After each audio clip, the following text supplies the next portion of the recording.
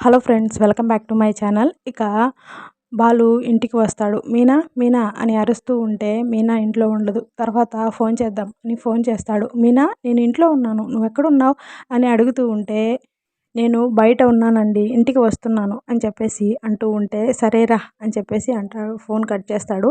ఇక తర్వాత ఇంట్లో వెయిట్ చేస్తూ ఉంటాడు. మీనా అప్పుడు ఇంటికి వస్తుంది.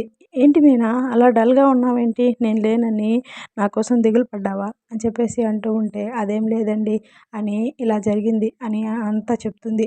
ఇక ఏంది, మా అమ్మవతి ఇలా చేసిందా, అమ్మ అమ్మ నేను లేని టైం చూసి నా భార్య మీద నింద వేస్తావా అని చెప్పేసి అంటూ ఉంటే, నీ భార్య మీదే నేనేం నింద వేయలేదు, వాళ్ళది ఎలాగో దొంగల కుటుంబమే కదా అని చెప్పేసి అంటుంటే, అవును, ఇప్పటికి అందరం దొంగతనం చేసి జైల్లో కూర్చొని వచ్చాం అని చెప్పేసి మీనా అంటుంది.